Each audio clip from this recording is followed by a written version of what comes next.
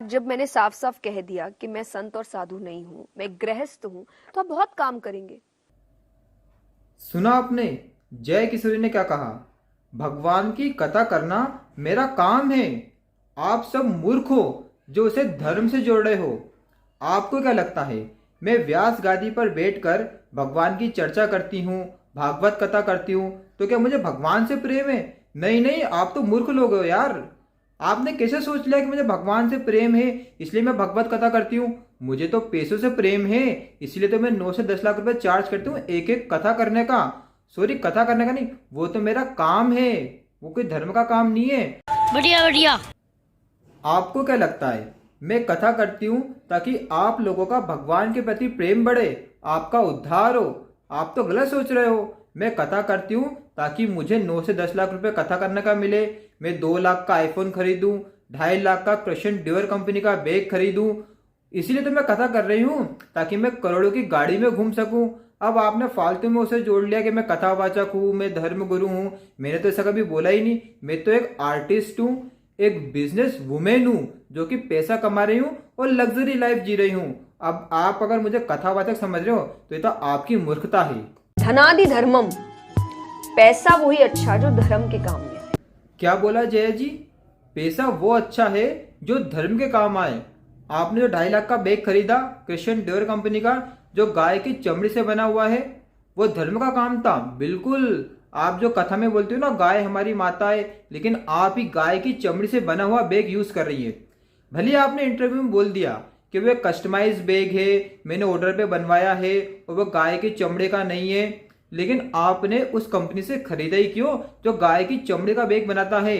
आपको तो उसका विरोध करना चाहिए, ऐसी कंपनियों का जो गाय की चमड़ी से बैग बना रहे हैं। लेकिन आपने क्या करा, उसी कंपनी को ऑर्डर दिया आपका 2.5 लाख का बैग बनाने के लिए। जब अगर मैं अपना समय दे रही हूँ, जैसे अगर जो मुझसे क्वेश्चन कर रहे हैं, मैं उनसे कहती हूँ आप फ्री में काम कर रहे हैं।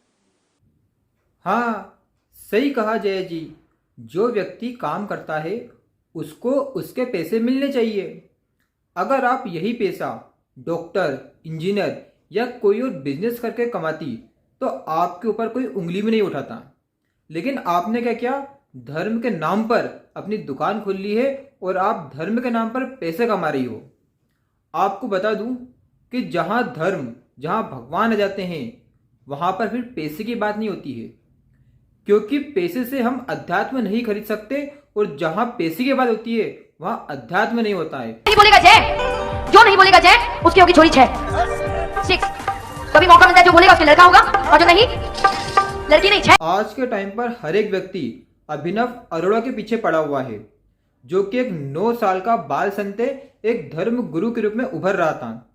लेकिन क्या आपको पता है जय किशोरी ने 7 साल की उम्र में ही अपनी ये दुकान खोल दी थी और तब से ही वो अपनी दुकान अच्छे चला रही है और आज के टाइम पर एक कथा करने का 9 से 10 लाख रुपए लेती है।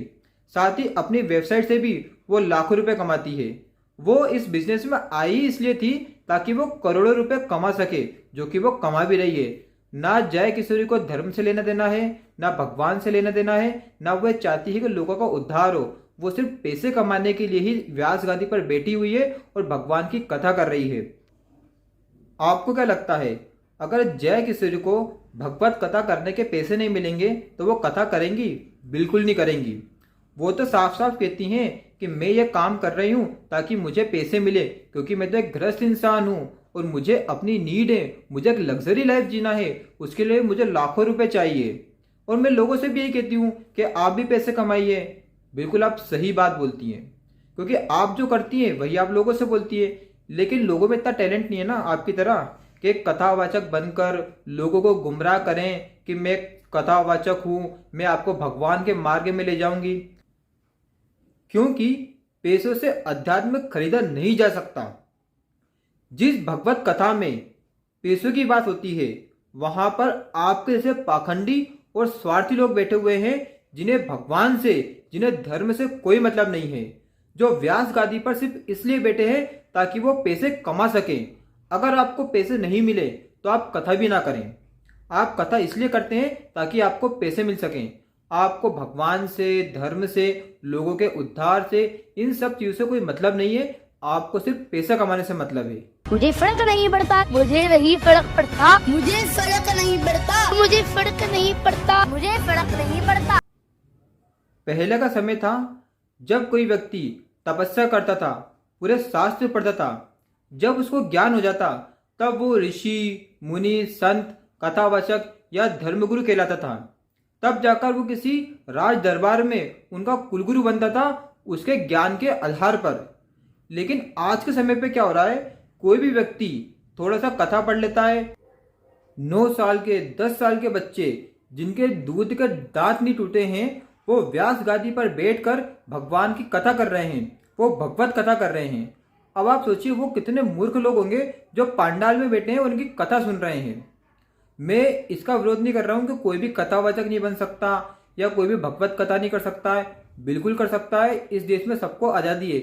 लेकिन उसके पहले आपको उस लेवल की तपस्या करना चाहिए, उस लेवल का आपको ज्ञान होना चाहिए, उस लेवल का आपको शास्त्र पढ़ लेना चाहिए, तभी आप अधिकारी बनते हैं व्यास गद्दी पर बैठकर भगवान की कथा करने के। लेकिन अभी क्या हो रहा है, लोगों ने उसको धंधा बना लिया है। ना तो कोई व्यक्ति डॉक्टर बनना चाहता है, ना कोई इंजीनियर बनना चाहता है। उनको लगता है 5 साल की डिग्री करो, डॉक्टर इंजीनियर बनो, लाखों का इन्वेस्टमेंट करो, उसके बाद भी नौकरी लगे या नहीं लगे कोई गारंटी नहीं है।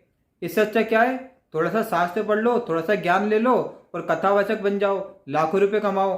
और इसमें घाटा होने का कोई चांस ही नहीं है, क्योंकि जब लोगों के घाटे होते हैं, जब बिजनेस फ्लॉप होता है तो वो हमारे पास आते हैं, गुरुजी मैं क्या करूं, फिर हम लोगों को ज्ञान देते हैं। बढ़िया बढ़िया। अगर आपको भी ये लगता है कि जय किशोरी पूरी तरह से गलत है और आज के टाइम पर जो भी बच्चे कथावाचक बन रहे हैं, धर्मगुरु बन रहे हैं, तो उनको फॉलो करना बंद कर दीजिए। क्योंकि आप अगर उन लोगों को फॉलो नहीं करेंगे, आप उनकी कथा नहीं सुनेंगे, तो ऐसे पाखंडियों की कथा जरूर बंद होगी। और जो लोग वास्तव में जिन्हें भगवान से मतलब है, जो भगवान से प्रेम करते हैं, जिनकी कथा में भगवत चर्चा के अलावा कुछ भी नहीं होता है, जिन्हें पैसों से कोई मतलब नहीं है, अगर वो भगवत कथा करते हैं तो सिर्फ भगवान के लिए करते हैं। आप उनको जो देंगे वो स्वीकार करते हैं, क्योंकि उन्हें भगवान के ऊपर भरोसा है। ऐसे लोगों की हमें कथा सुननी चाहिए और ऐसे लोगों की कथा सुनने का ही पुण्य मिलता है। लेकिन आप अगर ऐसे पाखंडों की कथा सुन रहे हैं जिन्हें भगवान से मतलब नहीं है, जिन्हें धर्म से मतलब नहीं है, जो सिर्फ पैसे कमाने के लिए व्यास गादी पर बैठे, उनकी कथा सुनने का आपको कभी भी पुण्य नहीं मिल सकता। क्योंकि जिस व्यास जी को भगवान से मतलब नहीं है, जिनको सिर्फ पैसे से मतलब है, वो आपको क्या भगवत मार्ग पर चलाएंगे, वो आपको क्या भगवान की राह दिखाएंगे, वो और आपको भगवान से दूर कर रहे हैं। क्योंकि जय किशोरी तो कहती है ना, पैसे कमाइए, अच्छी लाइफ जीना चाहिए, इसलिए तो वो बोलती है ना पैसे कमाओ।